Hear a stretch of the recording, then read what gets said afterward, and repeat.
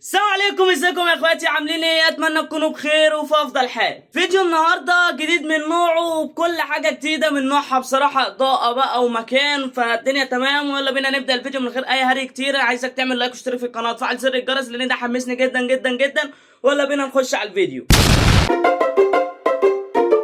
طب فيديو النهارده هنتكلم فيه على تشكيلة الاهلي اللي المفروض تلعب قدام انتر ميامي بعد ماتش باتشوكا اللي احنا خسرناه في ضربات الجزاء برضه بسبب عمر كمال. حلو الكلام، حلو الكلام جدا. طب احنا هنبدا كده من تحت لفوق فوق فوق. يلا بينا هنبدا بالتشكيله اللي خوسيه ريفيرو ده مش عارف اسمه بصراحه، اللي هو لعب بيها قدام باتشوكا.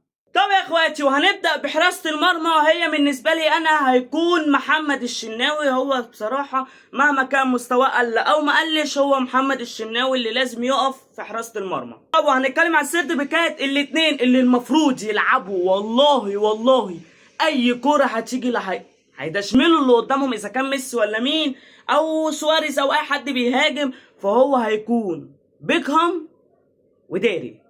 بيكهام وداري الاتنين قسما بالله. بيكهام بيعرف يمرقص وبيعرف ياخد القرارات الصح وبيعرف يدافع في الكرات العاليه بطريقه جامده جدا. واشرف داري برضو احنا شفنا له في الكور العاليه ان اشرف داري تقيل. لما كنا بنلعب قدام سان داونز كان اي كره عاليه بتجيله اشرف داري كان بيطلعها بدماغه. هو كان اطول واحد في الماتش، ومفيش حد هيبقى اطول من اشرف داري، اطول من سواريز اشرف داري. فدولت هيبقوا هما اللي قدام محمد الشناوي. لكن لو هنتكلم على الباك اليمين اللي المفروض يلعب، انا كرأيي انا مستواه تايه شويه، بس هو لو لعب برضه هيعمل اوفرات جامده. او بس مشكلته يبطل الشوط اللي هو بيشوطه ده. عمر كمال عبد الواحد عارضني اعمل اللي تعمله، بس انا كرايي انا عمر كمال عبد الواحد يبدا يمين ويلعب بالدب الشمال، لان كوكا تايه برضه. احنا عندنا خط الدفاع كله تايه. فانا بالنسبه لي هيبقى عمر كمال، اشرف داري، بيكم، الدبيس، ومحمد الشناوي في حراسه المرمى. طب نتكلم بقى على الحته اللي قدام، اللي هي فيها كلام كتير قوي.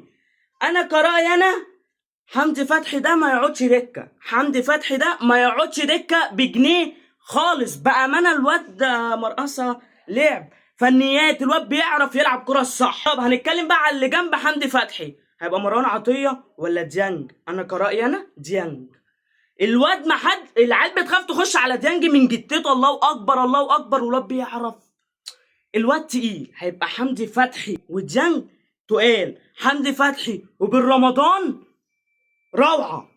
يعني انا كان بالنسبه لي انا 50% ديانج او 50% بالرمضان و100% حمدي فتحي. خط الوسط مين اللي هيبقى قدامهم؟ طبعا الجوكر امام عاشور، لان قفشه ما ينفعش يلعب. قفشه لعب كذا كره غلط، ما مش مركز في الماتش، بيبصي غلط، فقفشه ضاع خالص. فانا هحط قدام بالرمضان وحمدي فتحي امام عاشور. وطبعا بقى هنتكلم واحده يمين واحده شمال، والمهاجم هيبقى ناقصنا الثلاثه دولت. انا بالنسبه لي تريزيجيه عن بن شرقي بكتير. تريزيجيه بيعرف يمرقص وبيعرف يشوط، بيطوح ساعات في السما كتير، بس تريزيجيه. نحط مين الناحيه التانيه؟ طاهر ولا زيزو ولا الشحات؟ لا زيزو بنسبه 100% هيبقى زيزو. والناحيه التانيه تريزيجيه. مش هيبدا ببن شرقي في ماتش انتر ميامي ده خالص. طب وراس حربه جراديشار ولا وسام ابو علي؟ وسام ابو علي.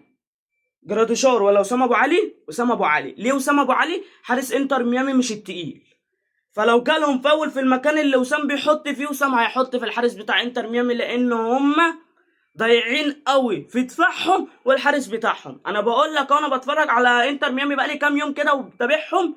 الحارس بتاعهم والدفاع بتاعهم عاملين زي الاهلي كده في دفاعه والحارس بتاعه برضه. فان شاء الله نكسبهم والدنيا تعدي معانا على خير، وديت افضل تشكيله. وهنقول بقى التشكيله كده كلها مره واحده.